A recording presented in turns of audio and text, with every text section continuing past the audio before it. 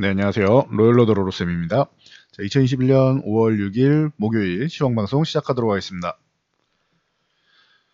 자, 먼저 다우지수입니다. 34,000포인트 살짝 넘어가서 사상 최고치까지 찍었는데 여기서 한 차례만 더 위쪽으로 상승을 해준다라면 그러면은 신뢰성이 굉장히 올라가겠죠. 이제는 21선도 이격을 완전히 좁혔고 지지력 테스트 받고 34,000 넘어간 상태에서 양봉 하나 요것만 있으면은 돌파에 대한 신뢰도가 매우 올라간다라고 보시면 됩니다.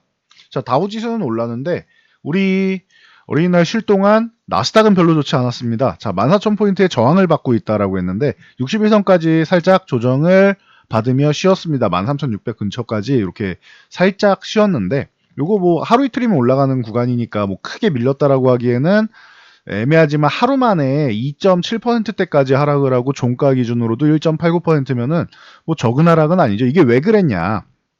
다운은 좋은데 왜 나스닥만 이런가요? 기술주에 부담이 될 만한 요인이 있었다. 제가 썸네일의 제목에도 올려드렸듯이 금리 인상에 대한 발언이 나왔어요. 그런데 여기서 여러분들이 팩트를 잘 생각하고 가셔야 됩니다. 자, 어떤 상황이 있었냐? 제닛 옐런 전 연준 의장이자 그리고 현재 재무장관입니다. 시사경제지인 더 애틀란틱의 화상 컨퍼런스에서 이런 발언을 했다. 경제가 과열되지 않도록 아주 조금, 그러니까 뭐 다소간의 금리 인상이 필요할 수도 있다. 이런 발언을 했습니다. 제가 기존에도 말씀드렸죠. 금리 인상이나 테이퍼링 같은 경우는 아예 그냥 입에 담지 않는 게 제일 좋은 거다. 그게 시장에는 가장 좋다.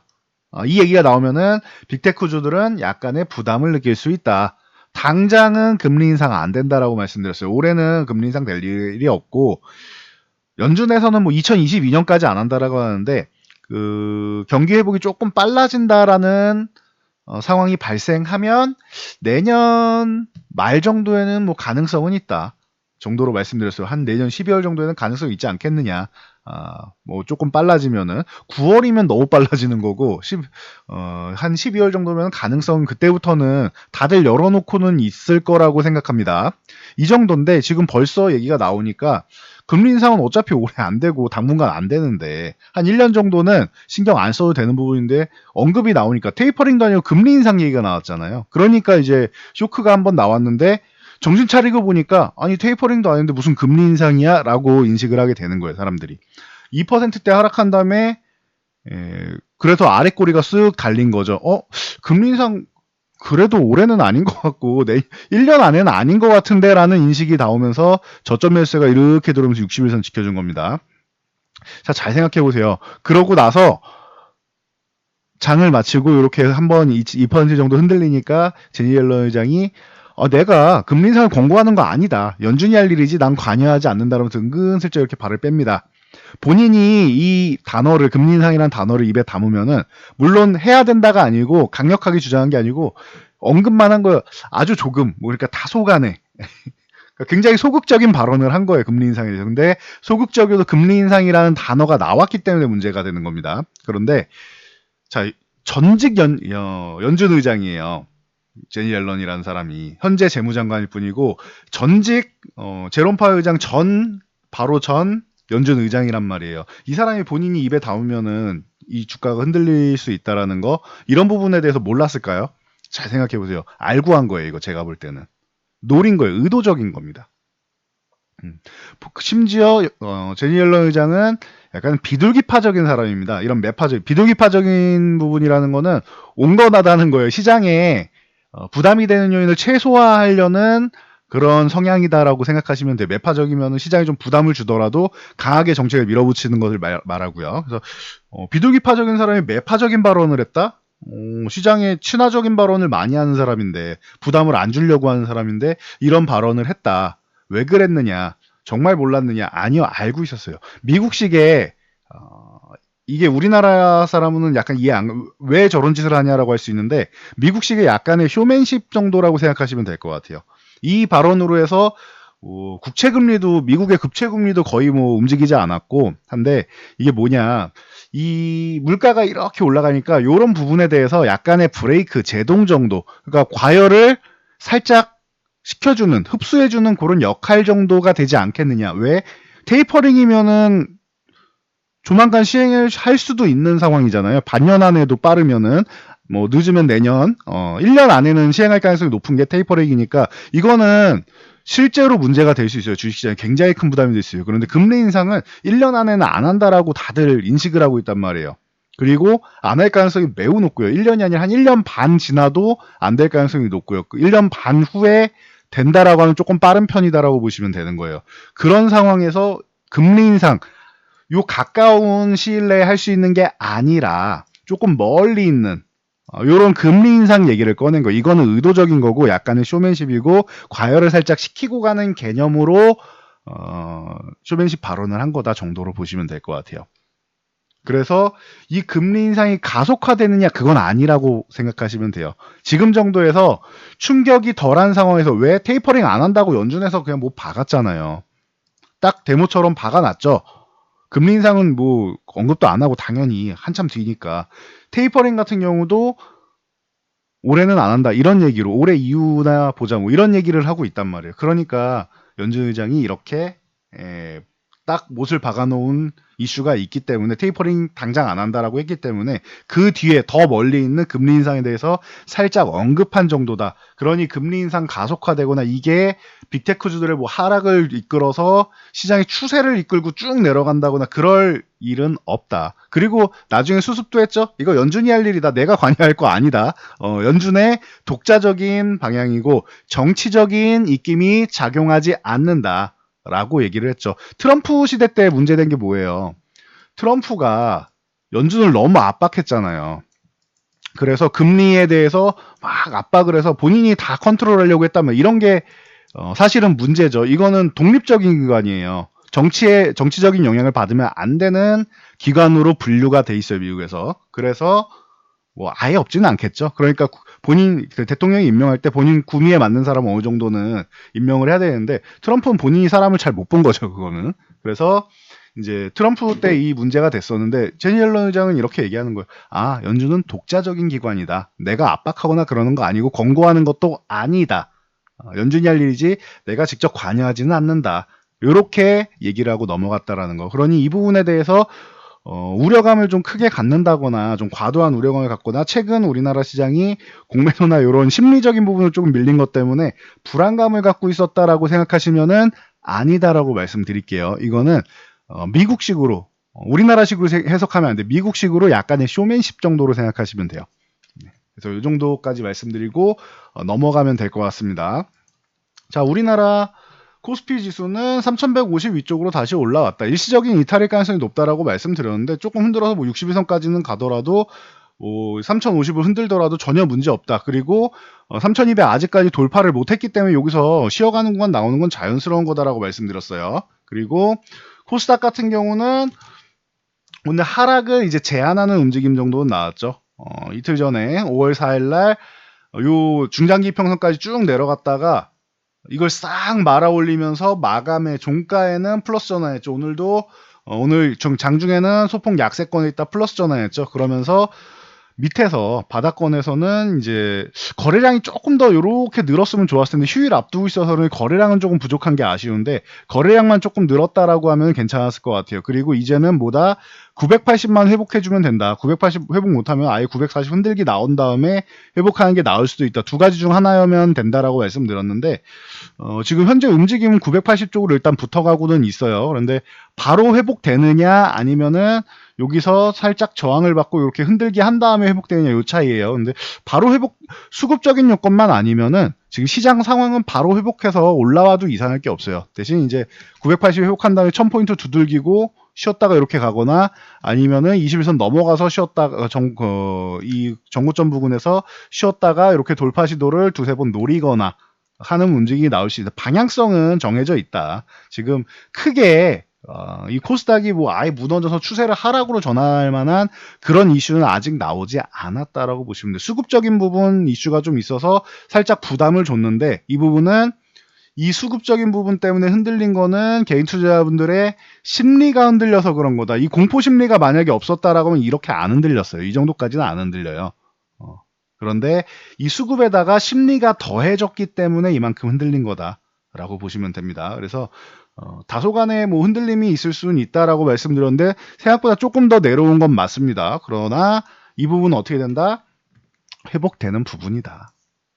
그래서 종목들이 일부 내려왔어도 걱정 안 해도 되고, 그리고 이제 조금 밀려 있다라고 해가지고 이렇게 해서 공매도 타격 받았는데요, 제 종목은 뭐 하시는 분들 괜찮다, 괜찮다. 단 요거만 보시면 돼요. 미래에 성장성이 없느냐 있느냐만 보시면 돼요. 이 부분만 잘 체크하시면 돼요. 그래서 그리고 좀 불확실한 종목들 같은 경우, 그래서 바이오 종목 중에서 실적이 나온 종목이 아니라, 실적이 나온 종목들은 걱정 없다라고 했어요. 실적이 아니라 너무 신약에만 의존해서 앞으로 미래가 좀 불확실한, 특히 어려우면 어려울수록 암이라던가 이런 뭐 난치병 쪽 계열이면은 이제 치료제가 나오기가 점점 어려운 개념이다라고 말씀드렸어요. 그래서 치료제의 난이도에 따른 것도 뭐 충분히 고려를 하셔야 되고, 해서 그런 바이오 종목들이나 이런 쪽은 약간 좀 줄이시는 것도 방법이고, 단 실적이 뒷받침되는 바이오주는 제외다. 그거는 바이오주로 안 보셔도 됩니다. 실적주로 보시면 되는 겁니다. 그래서 실적과 성장이 뒷받침되는 종목들은 걱정 안 해도 된다. 만약에 이 부분이 뒷받침되지 못한다라고 하면은 그런 종목들은 이제 좀 교체하는 것도 방법이 될 수 있다라는 거 다시 한번 말씀드리겠습니다. 지금이 뭐다? 수평이동, 종목의 수평이동하기 아주 좋은 구간이다. 수평이동이 뭔지 모르겠어요 하시는 분들은 제 채널에서 수평이동이라고 검색해 보세요. 그러면은 종목 수평이동이라고 나옵니다. 그래서 영상들 참고하시면 될 것 같습니다. 그래서 지금은 수평이동하기 아주 좋은, 그리고 내 종목이 너무 분산돼 있으면은 그 부분을 통합해서 좀 줄이기 아주 좋은, 종목이 너무 많으면은 관리가 어렵다라는 거 지금 잘 느끼고 계실 거예요. 많으신 분들. 종목이 너무 많은 분들은 종목을 좀 통합해서 좀 압축할 필요가 있다. 지금이 그러기에 딱 최적의 시기다라고 말씀드리겠습니다. 자, 다음 수급 동향 간단히 확인하고 갈게요. 자, 옵션 만기일 일주일 앞으로 다가왔는데 수급은 좋습니다. 보면은 코스피 주식 같은 경우에는 외국인들이 소폭 매도를 했는데 1,000억 정도 매도했는데 이 정도는 뭐 크게 매도한 건 아니죠. 대신 금융투자가 매수한 건 이건 크게 의미가 없어서 특별히 누가 매수하지도 않고 특별히 누가 크게 매도하지도 않았다 정도로 보시면 되고요. 코스닥은 원래 개인만 사도 올라가는 시장이다라고 누누이 말씀드렸습니다. 대신 외국인들이 조금 공매도가 이제 시행된 다음에 매도세가 조금 있다라는 정도만 알고 가시면 돼요. 그리고 이 부분이 조금 이제 사그러들면은 좋아질 수 있다. 그리고 투신이 최근에 조금 정신 차린 것 같습니다 했는데, 연기금은 아직 매도 안 하는 것만 해도 기특한 거고요. 연기금은 투신이 좀 정신 차린 것 같습니다 했는데 연속적으로 수급이 들어오고는 있어요. 근데 금액이 조금 더 커야 되고 조금 더 누적이 돼야 됩니다. 그래서 가능성은 있는데 아직 뭐 확정 짓기는 애매하다. 그래도 가능성은 엿볼 수 있다는 거. 투신이랑 사모펀드가 돌아서면은 시장이 좋아질 가능성이 매우 높다라고 말씀드렸어요. 여러분이, 그러니까 시장이 지금 나쁘다라는 게 아니고 시장이 생각보다 여러분 생각하는 것보다 더 좋아지는, 여러분이 어떻게 보면 원하시는 시장이 나올 수 있다라고 말씀드렸어요. 그래서 투신하고 사모펀드가 돌면 좋다. 연기금까지 돌아주면 좋겠는데 연기금에는 크게 기대하지 않습니다. 일단은 투신하고 사모펀드가 돌아주면은 여러분들이 원하는 장이 올 수 있다. 이렇게 보시면 되고, 자, 선물 옵션 수급 같은 경우 선물은 뭐 외국인들이 뭐 소폭 매수는 했는데 큰 규모는 아니니까 크게 뭐 개의치 않으셔도 되고요.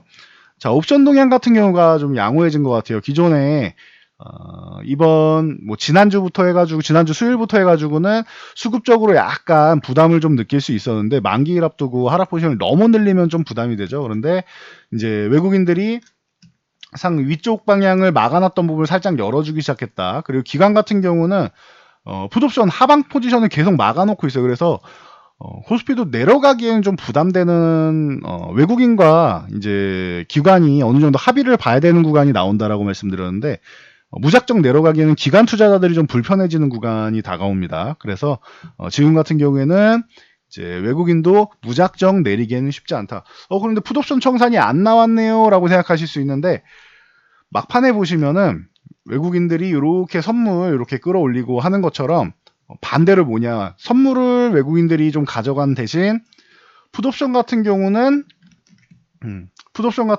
외국인들이 이제 해지성으로 해서 이렇게 또 가져갔습니다. 그래서 이 풋옵션 쪽이 외국인들이 한 거의 60억 가까이, 58억에서 60억 가까이 매도가 나왔었는데 이 부분이 마감에 이렇게 쓱 올라온 겁니다. 근데 이 부분은 내일 하고 뭐 다음 주 정도면 일부는 좀 청산되지 않을까 싶어요. 그래서 지금 지난주에 말씀드렸듯이 저점 구간에서 끝난다고 하면 3150 전후에서 끝날 가능성이 있고, 위쪽으로 올라간다라고 하면은 3200 한 3, 40 정도까지는 가능성이 있다. 30에서 40 정도까지. 이 정도까지는 가능성이 있다. 그리고 어정쩡하게 끝나는 것보다는 요 정도가 좀 가능성이 있지 않나 싶어요. 그래서 기존에 말씀드렸듯이 아래쪽으로 내려가서 3150을 이탈한다라고 하면은 내려갔다가 이렇게 반등이 나서 위쪽에서 끝날 가능성이 있다라고 말씀드렸고, 위로 먼저 가면은 위에서 안착되기보다는 다시 이렇게 살짝 내려오면서 마무리될 가능성이 있다라고 했는데, 아래쪽 방향이 먼저 나왔고 반등이 나올 겁니다. 가능성이 높습니다라고 말씀드렸는데,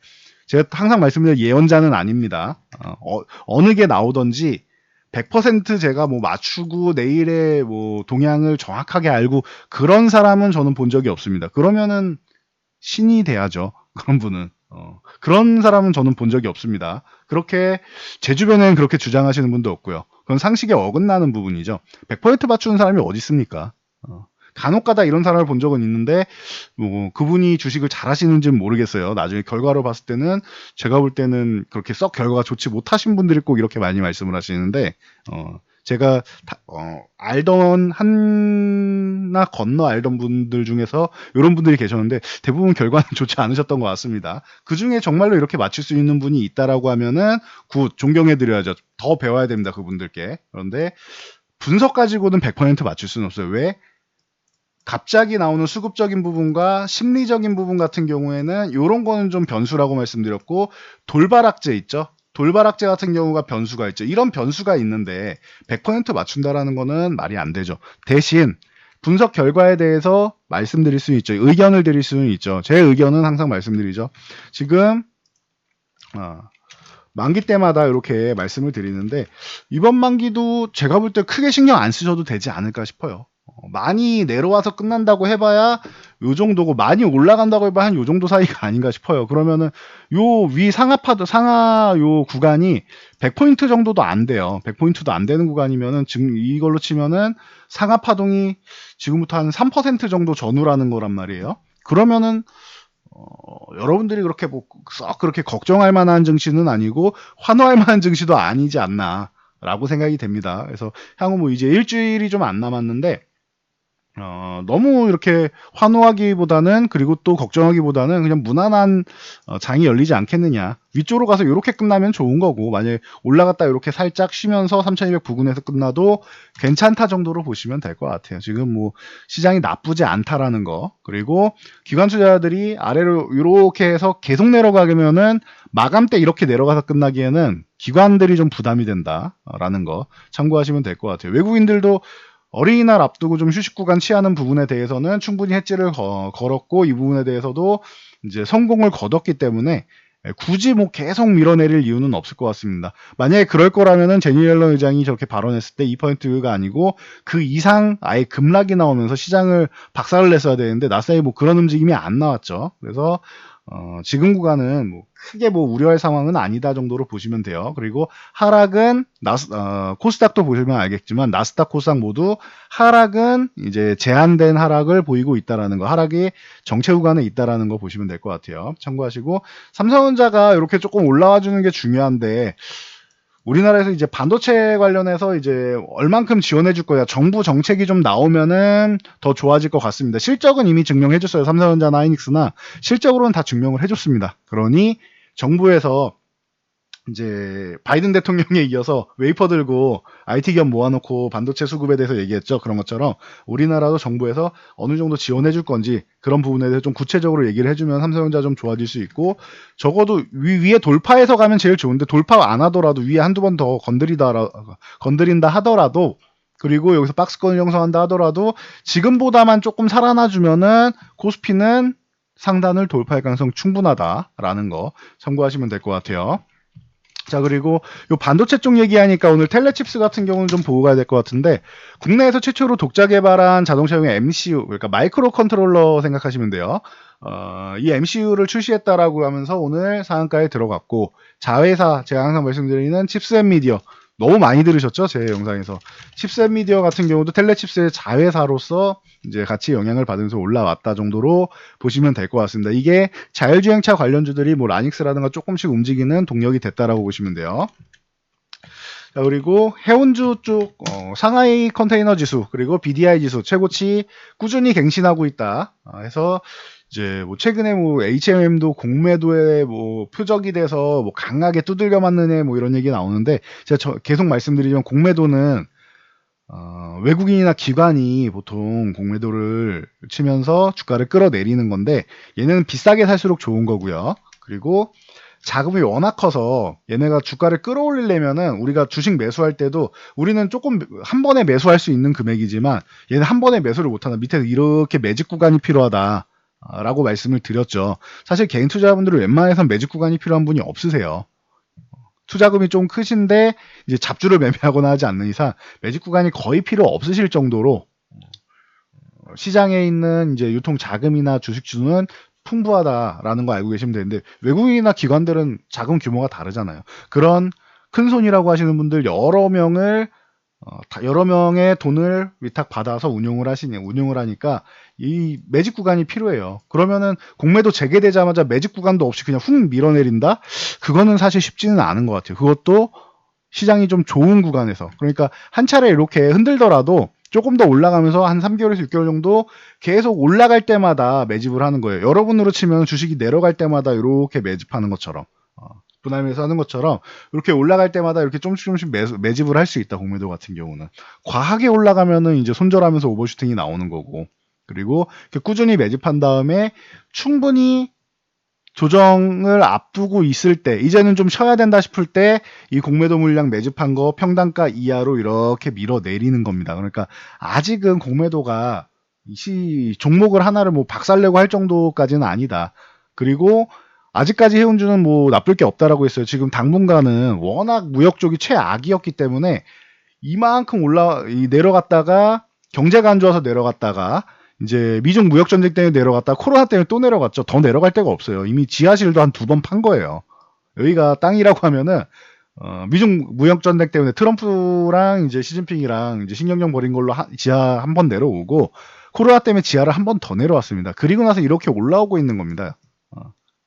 세계 무역이라는 게.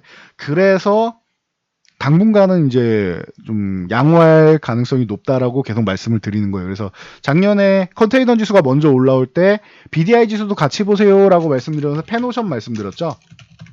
펜오션 같은 경우도 여러분들이 꾸준히 보시면은 좋을 종목입니다라고 말씀드리고 그 후에 굉장히 뭐 멋진 모습 보이면서 올라왔습니다. 펜오션도. 그래서 요 정도를 여러분들이 좀 보시면은 괜찮을 것 같고 지금 요 7,000원 넘어가면은 양호하다 말씀드렸는데 한 차례 저항받고 다시 한번 돌파 시도하고 있죠. 그래서 컨테이너 지수나 BDI 지수나 아직까지 뭐 고점이라고 하기에는 갈 자리가 뭐 충분하지 않나라고 생각은 됩니다. 그래서 참고하시면 될 것 같아요. 해운주는 아직까지는 뭐 괜찮다. 그리고 이제 SM 상선의 이제 상장 이슈도 있고 하니까 해운주는 당분간은 무역 쪽은 괜찮지 않을까.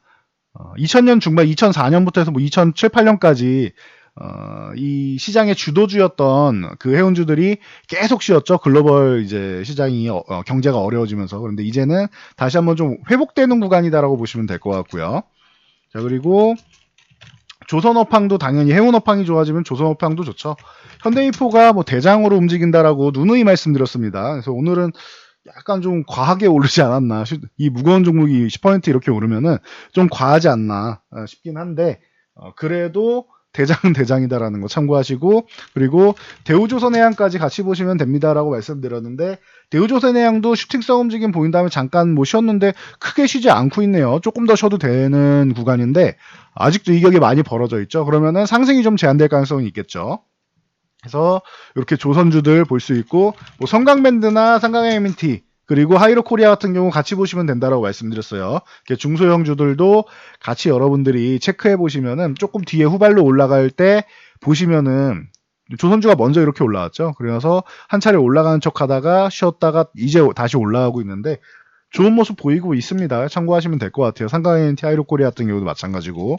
그리고 원자재 가격, 뭐 BDI 지수도 올라가고 하는 거 보시면은 뭐 쉽게 알 수 있는 거죠. 작년부터 계속 상품 가격이 올라간다고 말씀드렸으니까. 철강, 구리 뭐 등등 원자재 가격 보시면은 뭐 포스코나 현대해철 뭐 가장 기본적이죠. 포스코, 현대제철 뭐 이런 종목들 가장 기본이고 고점 돌파 혹은 고점 돌파 시도 중이고, 동국제강 같은 경우가 이런 종목이 이제 좀 슈팅이 나왔으니까 쉬어야 됩니다라고 했는데 살짝 쉬긴 했는데 21선까지 뭐 터치 나오고 했으니까 가격 조정 충분히 어느 정도는 나왔죠. 그래서 28,000원 부근에서 21,000원 요 구간까지 왔으면은 21,000원 살짝 흔들기 나왔으니까, 그러면은 그래도 좀 양심적인 이런 휴식 구간은 나오지 않았나 싶어요. 그래서 요 정도까지는 좀 나왔다. 그래도 한 차례 더 올라간다 하더라도 동국제강을 지금 이렇게 과열권에서 좀 매매하는 것보다는 좀 과열을 좀 시킨 다음에 매매하는 게 낫지 않나. 지금 요 구간에서 매수하셨다면은 단기적인 부분만 챙기고 좀 안정적인 종목을 가는 게 낫지 않겠느냐. 물론 기존에 좀 저렴한 구간, 이런 구간에서 매수하신 분들 같은 경우에는 14,000원 이하 이런 구간에서 매수하신 분들은 꺾일 때까지 좀 들고 가도 됩니다. 근데 위쪽에서 트레이딩 관점으로 보시면 짧게 치고 빠지는 게 맞지 않나, 이렇게 의견 드리겠습니다. 그 외에 풍산은 뭐 작년부터 누누이 말씀드렸으니까 풍산 같은 경우도 추세적으로 볼 수 있는 종목, 조금 무겁고 느리지만 안정적인 종목은 고려아연 같은 종목도 있다라고 말씀드렸습니다. 46만원 넘어갔으니까 여기서 이제 한 차례 더 올라가 주긴 해야 되는데 46만원 위라고 하면은 2만원 단위, 그 다음 48만원, 50만원 이렇게 보시면 된다라고 했어요. 고려아연은 조금 무겁고 재미는 없다 대신 안정적이다, 이 부분 알고 가시면 될 것 같고요. 제니앨런 재무부 장관의 금리 인상 발언으로 해서 이제 오늘 KB금융이나 이런 금융주들이 좀 좋은 모습을 보였습니다. 그런데 일시적인 현상일 가능성이 높죠. 물론 우리나라 은행주는 전 세계에서 제일 쌉니다라고도 말씀드렸어요. 가치주에 해당되죠. 저평가 종목이라서 이런 이슈가 있을 때마다 한 번씩 이렇게 튀어 오르긴 하는데 썩 좋은 현상은 아니지 않느냐라고 보고 있습니다. 그래서 참고 정도 하시면 될 것 같아요. 그래서 일시적인 현상으로 저는 보고 있고, 금융주가 나쁘다라는 게 아니야. 앞으로 금리 인상기가 오면은 금융주, 보험주 뭐 좋을 거예요. 은행주랑 보험주 쪽은 특히나 양호할 거다. 그런데 굳이 더 좋은 종목들이 많은데 굳이 이 종목들을 트레이딩하지는 않는다라는 거. 그냥 올랐으면은 여기서 기존에 보유하시던 분들은 좀 적당히 잘 정리할 구간 찾으시면 된다. 이 부분 보시면 되고, 뭐 보험주도 현대해상 같은 경우 대표적으로 한 종목씩만 보여드릴게요. 현대해상 같은 경우도 이제 올라오다가 한 차례 푹 쉬었는데 수급전율 쉬었죠. 61선 지지력 테스트 받고 24,000원 회복 다시 나왔다. 24,000원 유지해주면 26,000원, 26,000원 유지해주면 28,000원, 이렇게 2,000원 단위로 보시면 된다라고 지난번에도 소개해드렸죠. 그리고 증권주 같은 경우도 삼성증권 뭐 대표적으로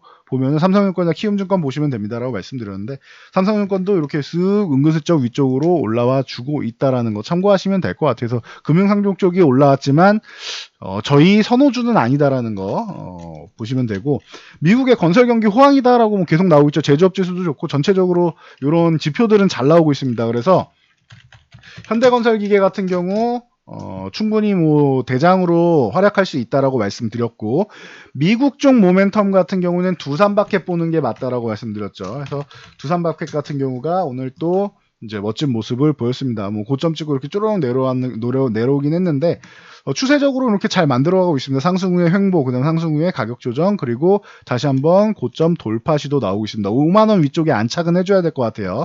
위에 윗골이 달았으니까 5만원 안착되는지 정도는 확인해 보시는 게 좋을 것 같습니다. 그리고 좀 작은 종목으로는 진성TEC, 작지만 강한 종목이다라고 누누이 설명드렸죠. 진성TEC도 이렇게 16,000원 이렇게 살짝 걸쳐놨는데 여기를 확실하게 안착하는 게 중요하다라는 거 참고하시면 될 것 같습니다. 그래서 오늘은 전체적인 이제 금리 인상에 대해서 우려하시는 분들 분명히 나올 수 있을 것 같아서 좀 자세히 짚어드렸고, 옵션 만기에 대해서 우려하시는 분들 있을까봐 또 그 부분도 간단히 짚어드렸습니다. 그리고 뭐 공매도에 대한 부분 뭐 여전히 저는 다시 한번 말씀드리지만 크게 이제 너무 우려하지 않아도 된다. 매집 과정을 거친 다음에 내려야 되고, 여러분들이 주식을 싸게 사고 싶어하는 만큼 공매도 세력도 주식을 비싸게 먼저 팔고 되갚는 걸 원한다. 그러면은 올라갈 만큼 올라간 슈팅 과정에 나와 있는 종목들을 이제 뭐 박살을 내는 거지, 그리고 매집을 한 다음에 박살을 내지 본인들이 물량 확보도 못한 상황에서 굳이 종목을 박살내지는 않는다라는 거 다시 한번 말씀드리고 물러가도록 하겠습니다. 영상이 도움되셨다면 좋아요와 댓글, 알람 설정 해주시고요. 그리고 영상 잘 참고해서 모두 안전 투자하시기 바랍니다.